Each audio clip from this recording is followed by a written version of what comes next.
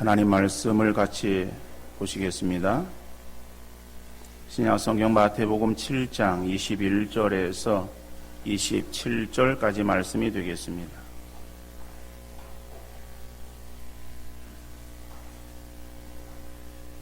마태복음 7장 21절에서 27절까지 말씀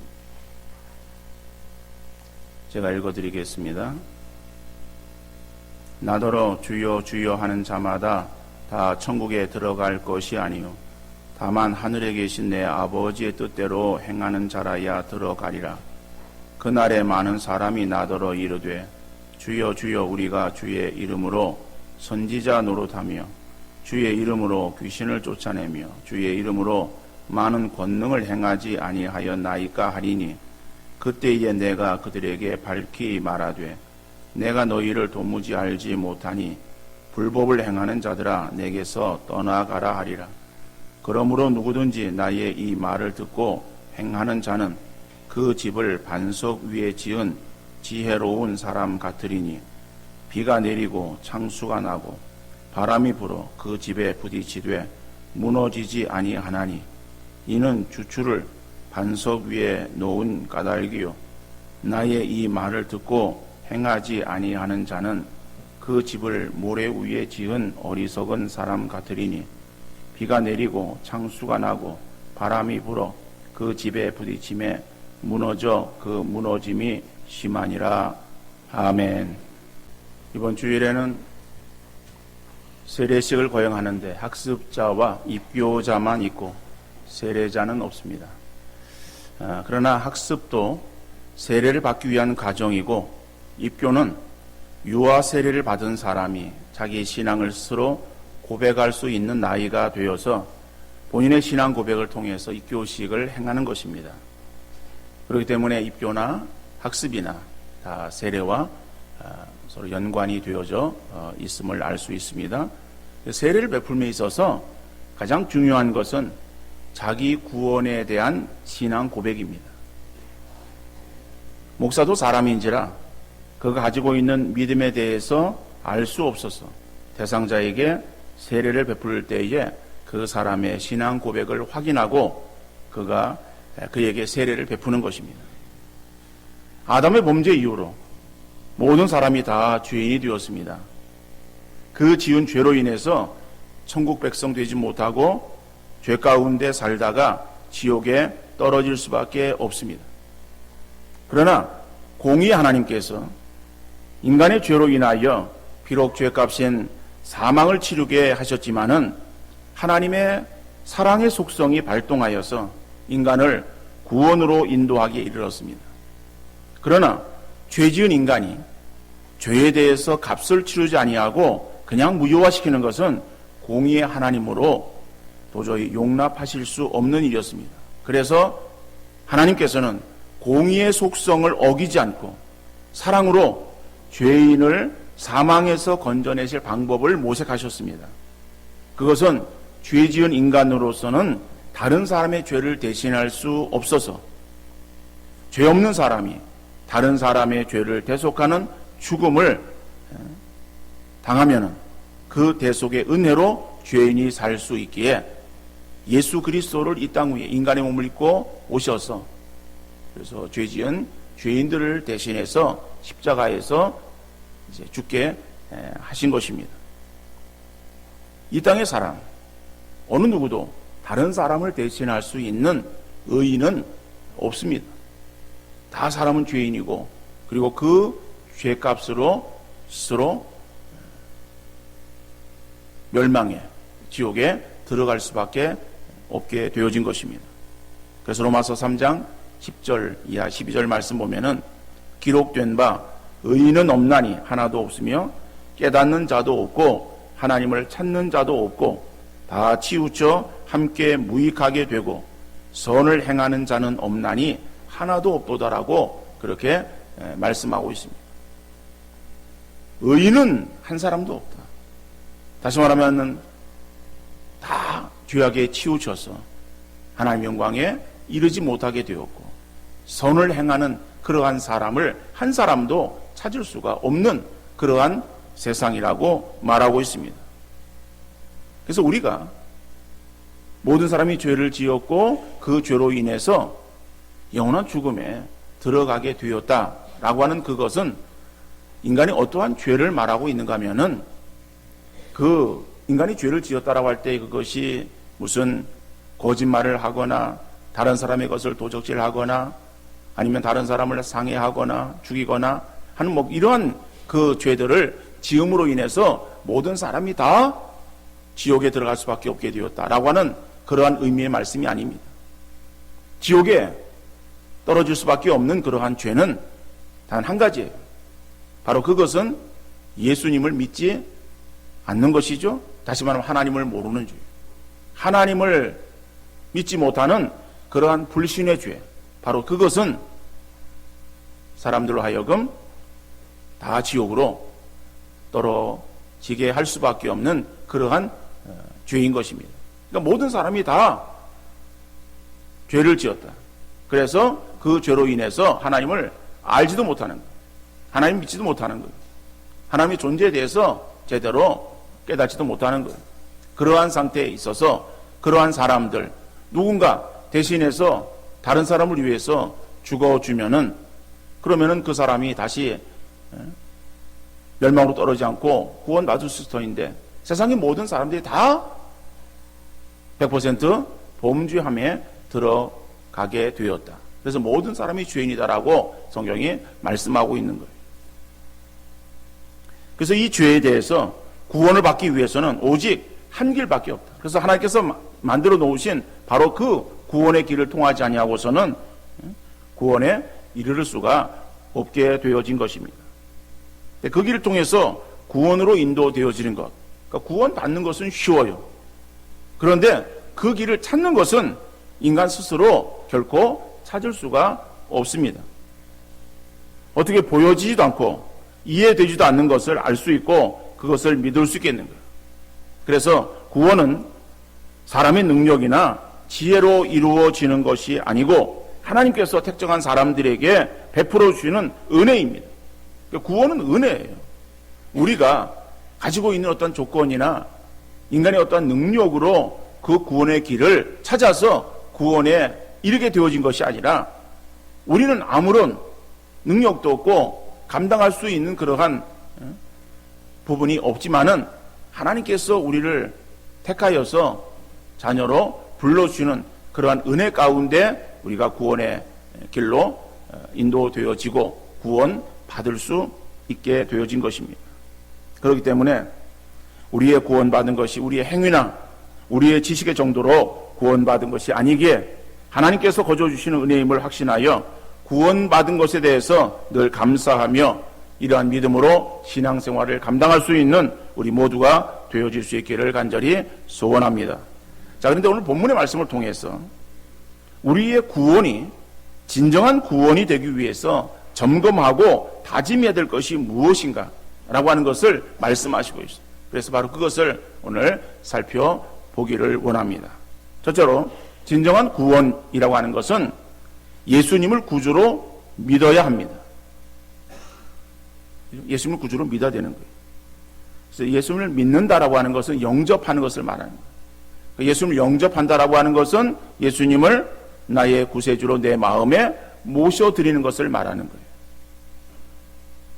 그러니까 구원받는 믿음은 예수님을 나의 구주로 믿는 것이고 단지 입술로만 주님이라고 고백하는 것을 말하는 것이 아닙니다.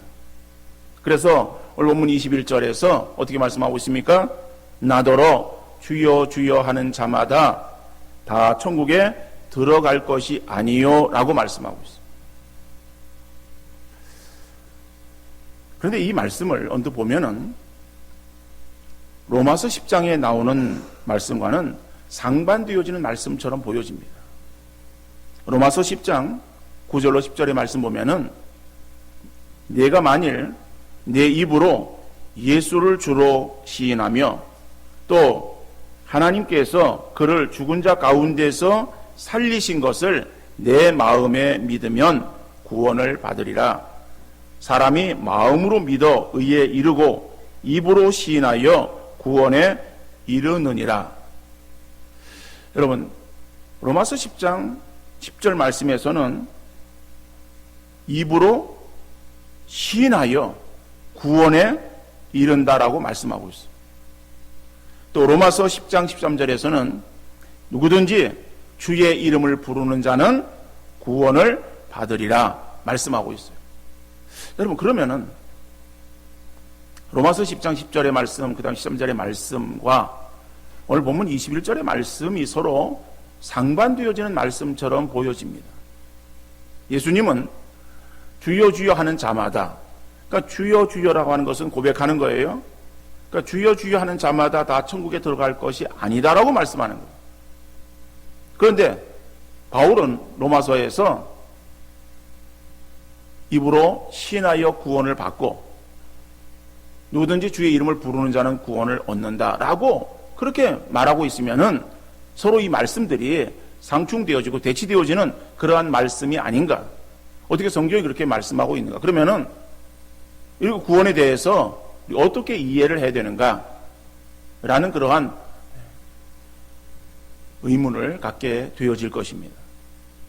근데 이 말씀은 오늘 본문 21절의 말씀이나 그 다음에 로마서 10장 10절이나 13절의 말씀이 동일한 의미의 말씀이에요. 어떻게 동일한 의미의 말씀인가? 우리의 구원은 예수님을 나의 구세주로 마음에 믿고 입으로 그 믿는 것을 고백하는 것입니다. 그래서 예수님이 누구신가? 그리고 그 예수님을 믿습니까? 라고 하는 그러한 그 질문을 하고, 그래서 예수님이 나의 구세주이심을 믿습니다 라고 하는 그러한 그 고백에 의해서 세례를 베푸는 거예요. 자, 예수님이 나의 죄를 위해서 십자가에서 대신 죽어 주셔서 그 대속의 피값으로 내가 대신 살게 되었다는 것을 믿는 믿음이 있어야 하는 것이며, 그 믿음으로 인해서 예수님은 나의 주님이라고 고백해야 할 줄로 믿습니다. 그래서 예수님을 나의 구주로 믿어야 구원함을 얻는 거예요. 그러니까 예수님을 나의 구주로 믿는 그런 믿음으로 구원함을 얻는다라고 하는 그 사실은, 이거는 분명한 사실입니다. 이것을 부인하는 자는 그건 다 이단이에요. 자, 그러면은 오늘 말씀에서, 오늘 본문의 말씀에서 이 사실을 말하고 있음에도 불구하고 이것이 왜 천국에 들어가지, 하나님 나라에 들어가지 못한다라고 그렇게 말하고 있는가? 나더러 주여 주여 하는 자마다 다 천국에 들어갈 것이 아니요.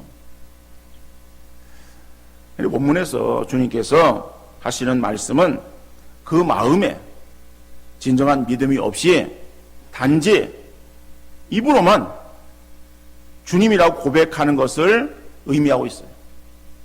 그러니까 그 마음에 예수님이 나의 구주라는 것에 대한 그런 확신이 없이 다른 사람들이 하는 것을 흉내내는 바로 그런 것들을 통해서 그 사람도 구원받은 사람이라고 말할 수 있겠는가라고 하는 거예요.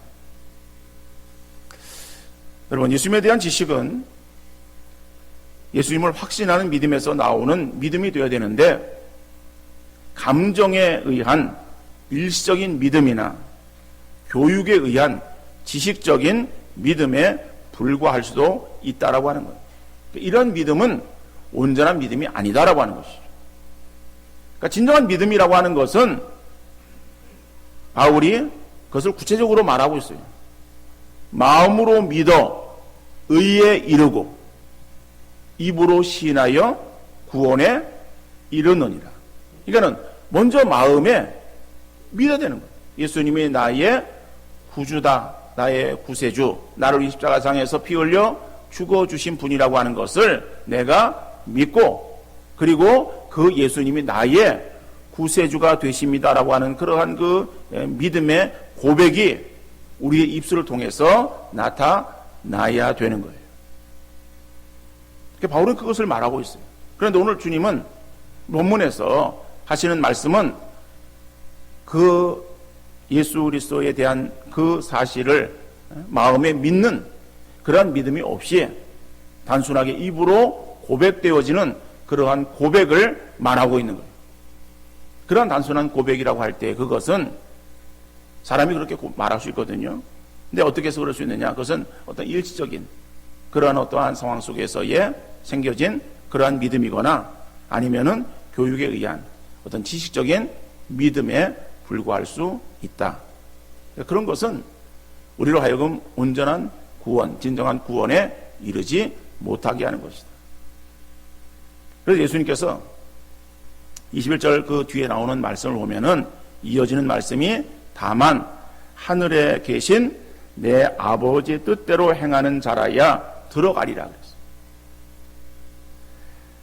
근데 이 말을 잘못 이해하면은 하나님의 뜻을 행하는 사람이 구원을 받는 것으로 오해할 수 있습니다. 여러분, 하나님의 뜻을 행하는 사람이 구원을 받습니까? 오늘 본문의 말씀 그렇게 나와 있어요. 나더러 주여 주여 하는 자마다 다 천국에 들어갈 것이 아니요 다만 하늘에 계신 내 아버지 뜻대로 행하는 자라야 들어가리라. 그러니까 천국에 들어가는 것은 하나님의 뜻대로 행해야, 그래야 천국에 들어가는 것으로 우리는 그렇게 이해할 수 있습니다. 그래서 이 본문의 말씀이 상당히 많이 왜곡되어지고 있어요. 그러니까 오해되어져서 잘못 이것이 이해되어지고 설교되어지는 그러한 경우들을 많이 보게 되어집니다. 여러분, 이 말씀이 그렇다고 한다면은 우리는 어떠한 또 오류에 빠지게 되어지는가 하면은 예전에 갈라디안주의에 빠지게 되어지는 거예요. 갈라디안주의가 무엇인가? 라고 하면은 갈라디아 교회에 있었던 그러한 잘못되어진 사상을 말하는 거예요. 바울이 복음을 전합니다. 교회를 세웁니다. 세워진 그러한 그 교회. 바울은 오랫동안 거기에서 목회를 하지 못하고 이제 그의 사명이 여러 다니면서 교회를 개척하고 전도하는 그것이 바울의 사명이었어요. 그래서 성령께서 그를 또 다른 곳으로 인도하십니다. 그러다 보니까는 이제 그 교회가 이제 세워지고 그리고 거기에서 이제 교회가 계속 성장하게 되어집니다. 그런데 바울이 그 갈라디아 교회의 소식을 듣게 되어지는 거예요. 들으니까는 그 안에 잘못되어진 그러한 사상을 가진 사람들이 교인들을 현혹한다라고 하는 그런 이야기를 듣습니다. 그래서 그런 얘기를 들은 바울은 아주 강한 어조로 책망하는 거예요. 그래서 갈라디아서 1장 10절인가 말씀 보면은 저주를 받을지 이렇게 강하게 표현하기도 합니다. 어떤 사람이 저주가 임할 것을 말하는가 하면은 다른 복음을 전하는. 그러니까 다른 복음이라고 하는 것이 무엇인가 하면은 바로 그거예요. 그러니까 유대인들이 들어와 가지고 그래서 갈라디아 교회에 사람들을 현혹하는 거예요. 너희가 구원함을 얻는 거, 예수를 믿어야 구원을 얻는 것은 맞다. 그런데 너희의 지은 죄 이렇게 크고 엄청난 그런 죄를 지었는데, 그 예수 믿는다고 해가지고 그래서 그 죄가 다 용서받고 구원받는다, 천국 들어간다라고 한다는 것은 그거 좀 너무하지 않느냐. 그러니까는 예수도 믿고 그리고 율법도 지켜야 그래야 온전한 구원을 얻을 수 있다. 이렇게 사람들을 현혹하는 거예요.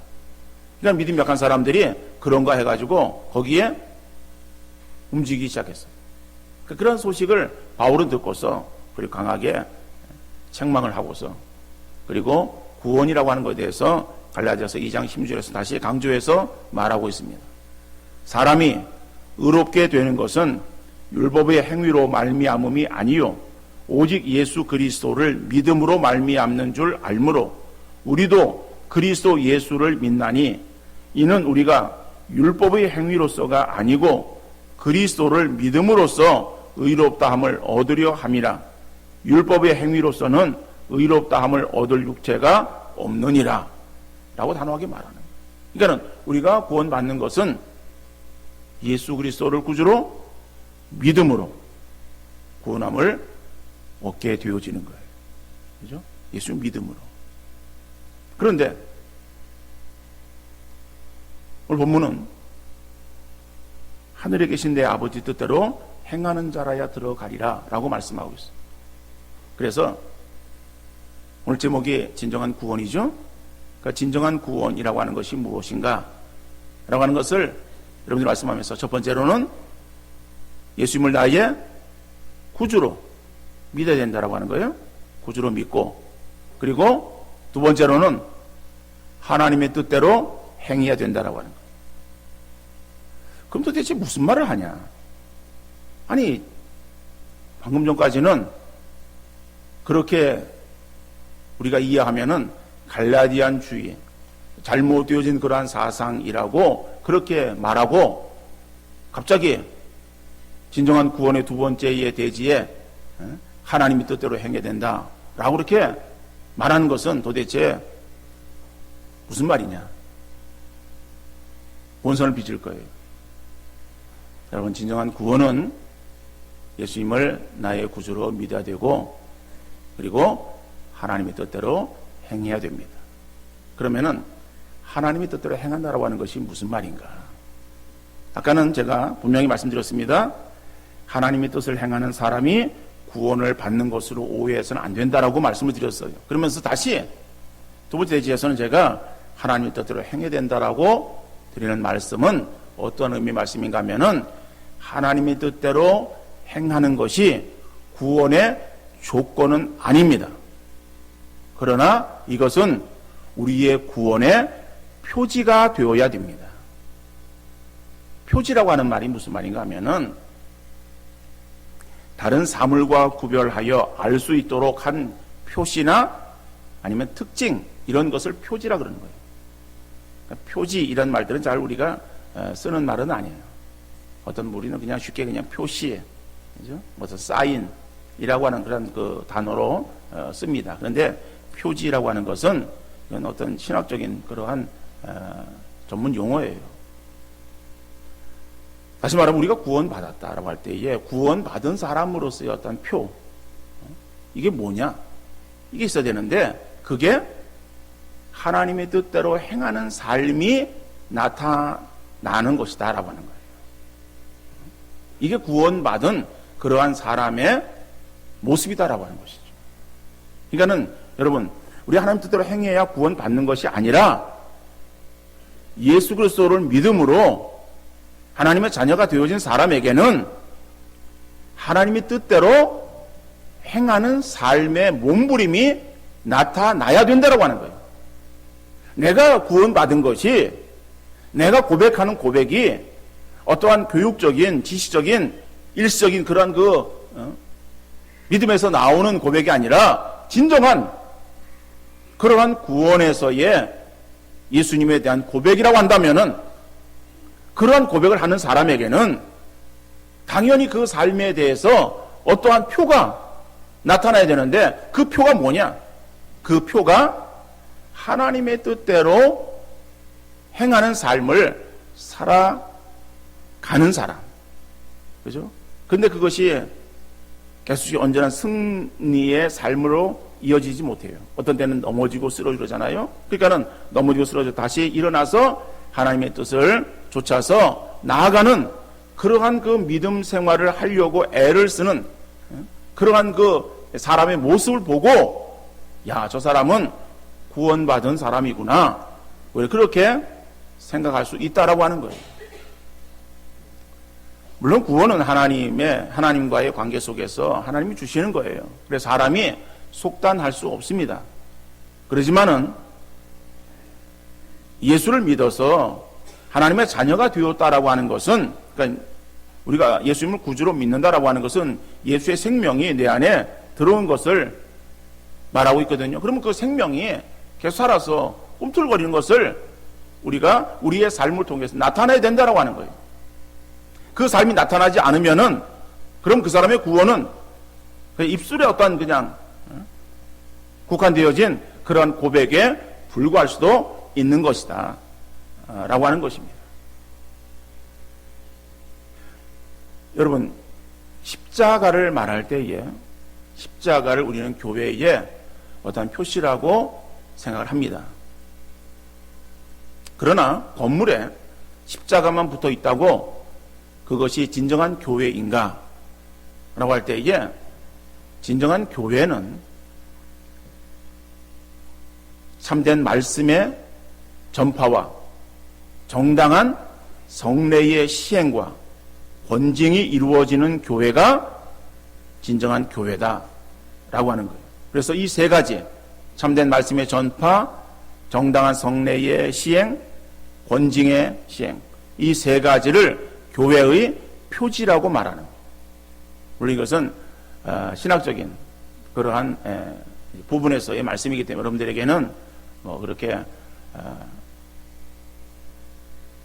자주 듣는 그런 그 말씀이 아닌 것으로 생각이 되어집니다. 어떻든 간에 그래서 교회가 참된 교회임을 알 수 있는 것은 바로 그러한 일들이 그 안에서 시행되어질 때에 진정한 교회가 되어지는 것이지, 단순하게 건물에 붙여진 십자가만을 보고서 저것이 진정한 교회다, 참된 교회다라고 말할 수는 없다라고 하는 거예요. 요즘 우리나라도 이단들이 이 기성 교회들을 매입을 하는 그러한 경우들이 있습니다. 신천지 같은 데서 기존 교회가 예를 들어서 이전을 하거나 아니면은 뭐 회집이 어려워지는 그러한 그 교회들, 이런 교회들을 사는 거예요. 그런데 그냥 외형은 그대로 놔둬요. 십자가도 있고 교회 이름도 있고.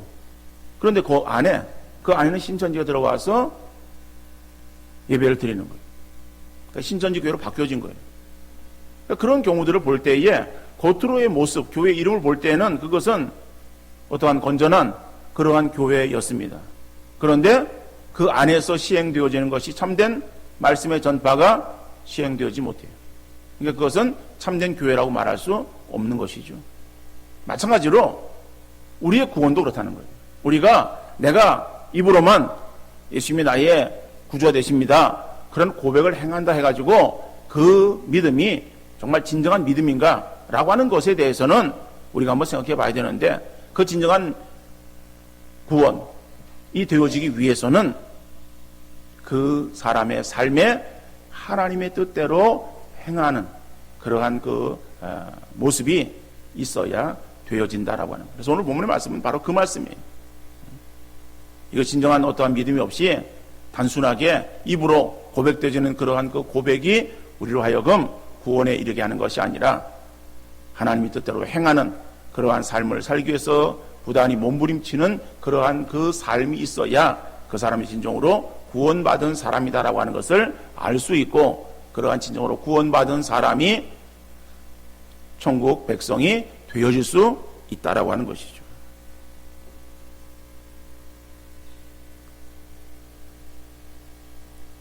이거는 지난주 수요일날 우리 이진태 목사 설교하면서 정명석 이야기를 했어요. 뭐 정명석뿐만 아니라 이단의 교주들이 처음에는 다 열심히 있는 신앙의 사람들이었어요. 이단의 교주들이 신앙에 적당히 행하던 그런 사람들이었는가 하면 아니에요. 박대선 아주 얼마나 열심히 있는 사람인지 몰라요. 장로였어요. 장로 출신이에요.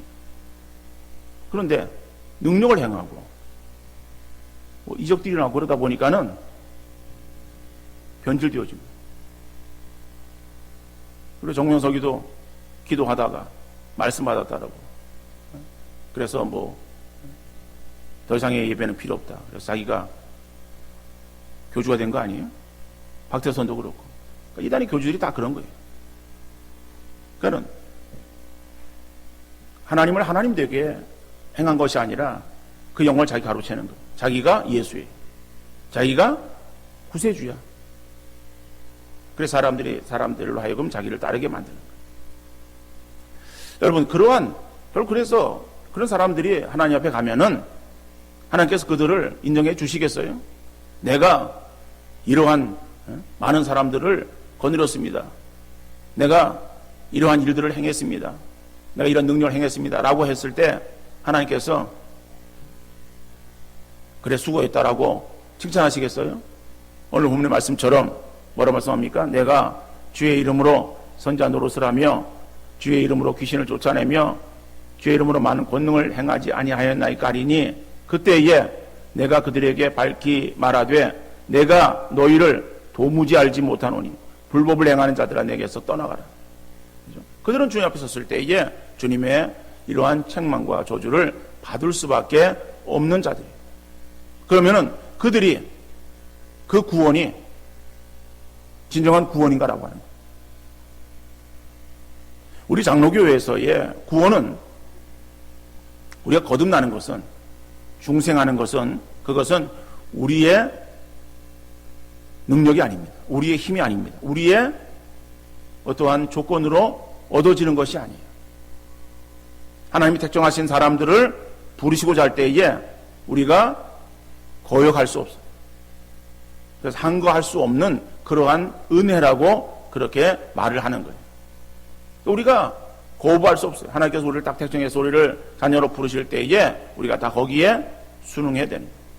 그래서 우리가 구원받은 것이 내가 선택해서 구원받은 것도 아니고 내가 얻고자 해가지고 구원 얻은 것이 아니라 하나님께서 나를 사랑하시사 나를 택정하셨어요.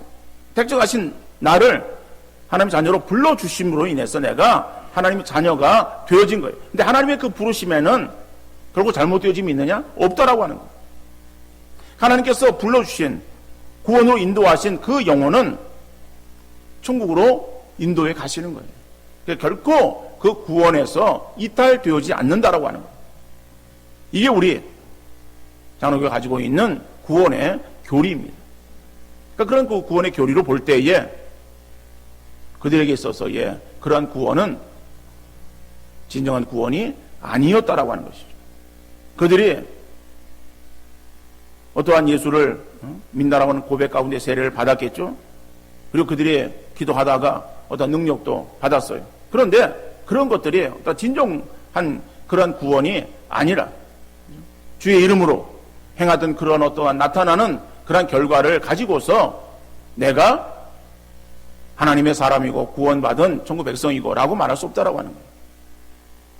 그러니까 우리가 무슨 방언을 행하고 또 어떤 기도하면은 어떤 능력이 나타나고 라고 행한다 할지라도 그것만을 가지고서 진정한 구원받은 백성이라고 말할 수 없다라고 합니다.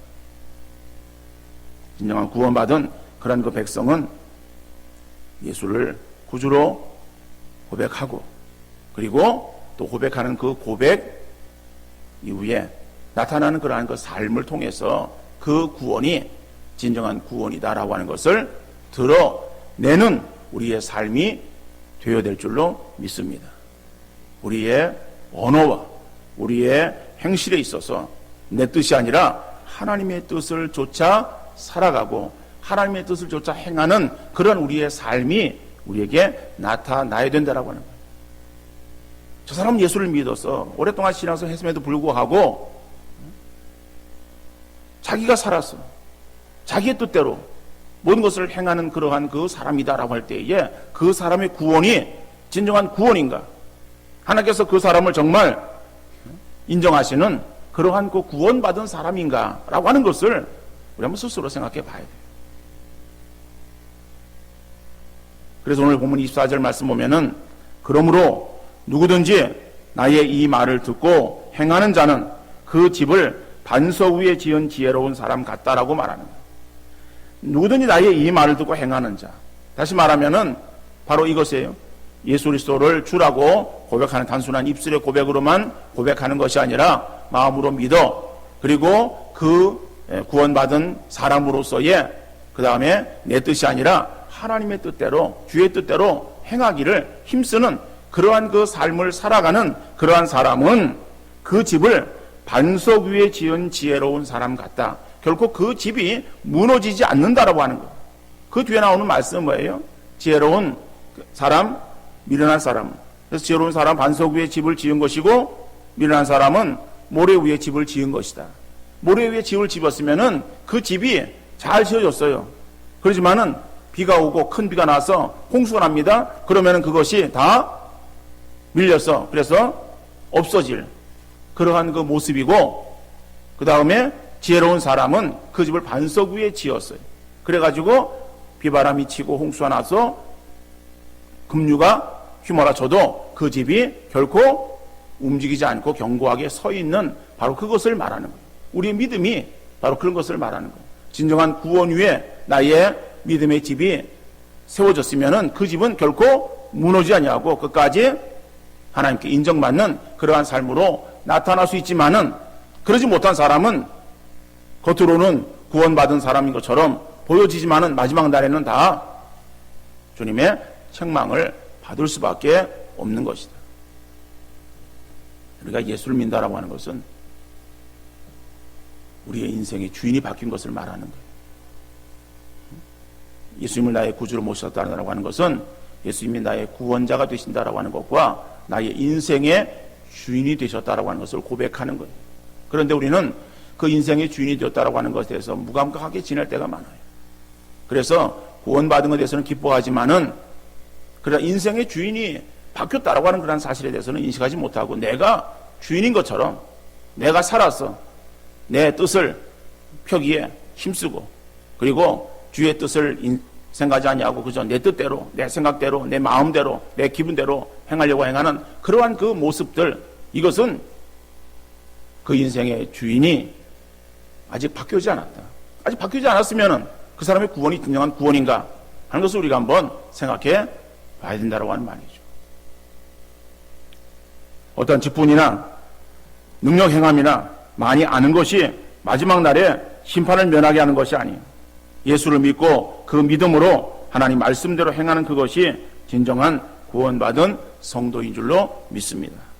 그래서 우리의 구원을 위해서 예수님이 인간의 몸을 입으시고 십자가에서 죽어주셨음을 확신한다면 우리의 구원이 보잘것없고 값싼 구원이 아니라고 하는 것을 깨달아서 구원받은 자로서 합당한 삶이 동반되어져서 하나님과 사랑하는 분들에게 인정과 칭찬받는 귀한 삶이 되어질 수 있기를 주님 이름으로 축원합니다.